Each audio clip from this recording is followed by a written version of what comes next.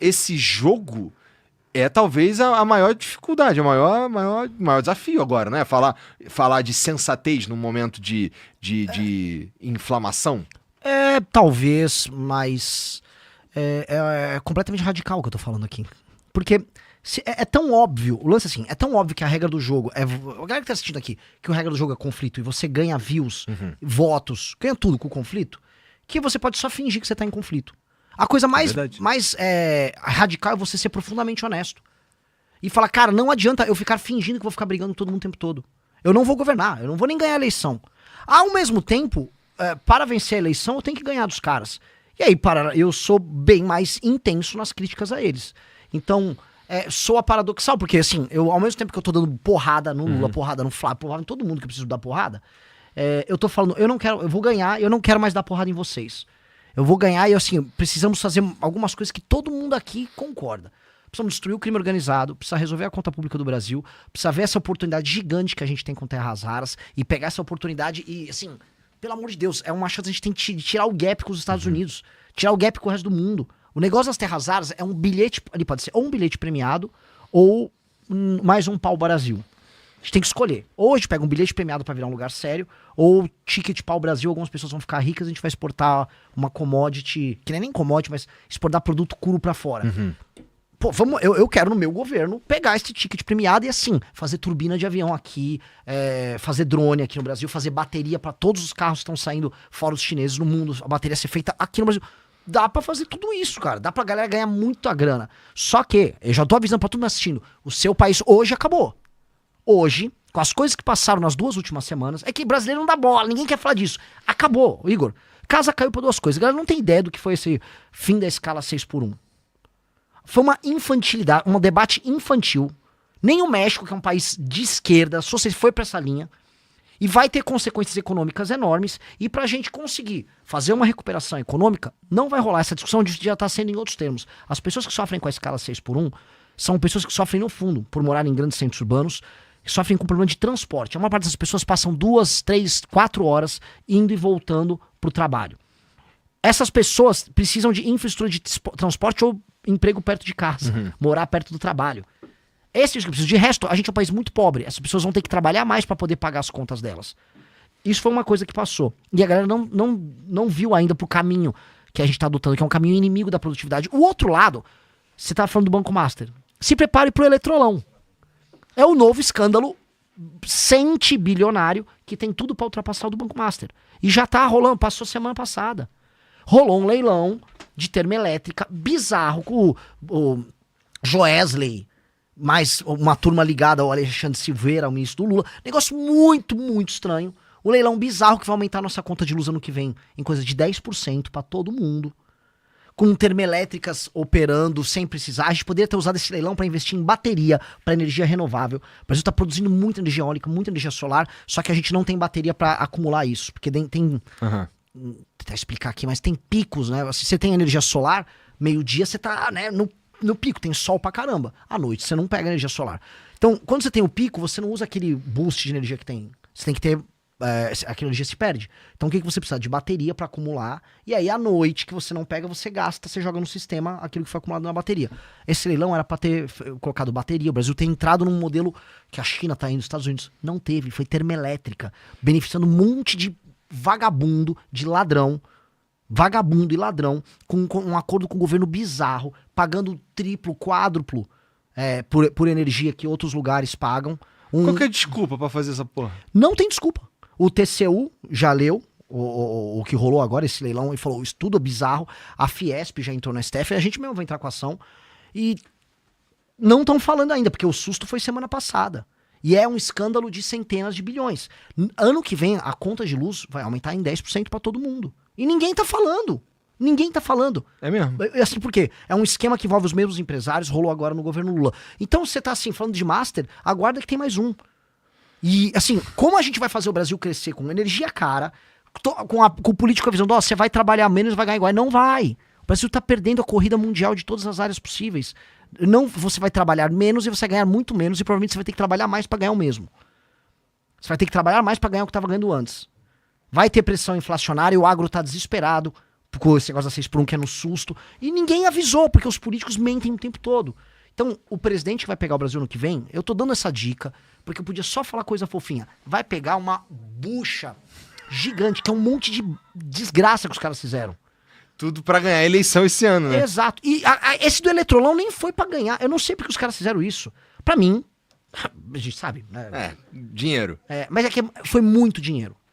Então, é coisa de centenas de Eu milhões. não ouvi falar disso daí, cara. Eu vou anotar pra dar uma Pode pesquisada. pesquisa. Cara, fala com o Felipe Moura Brasil. Não, ó, eu sou um pré-candidato. Não ouçam a minha opinião. Chama o Felipe Moura Brasil. É assustador. É assustador. E assim, foi ele, o consórcio envolvendo o BTG, que pegou lá com mais um monte de planta de termoelétrica.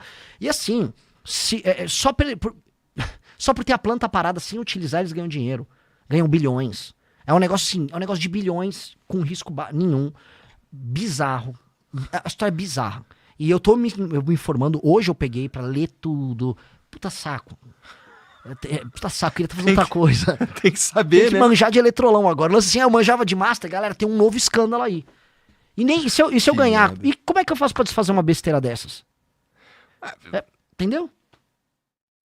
Porque, não, o direito é adquirido, né? Os caras ganharam o leilão. Pois é.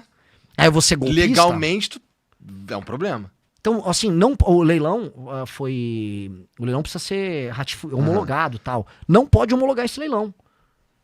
Aí taca, a gente tem que gravar vídeo, falar desse assunto. As pessoas não sabem ainda do assunto, é feriado. Acho que é semana que vem. Aí, assim, a gente tem assim, que correr contra o tempo pra evitar uma puta de uma malandragem que aconteceu.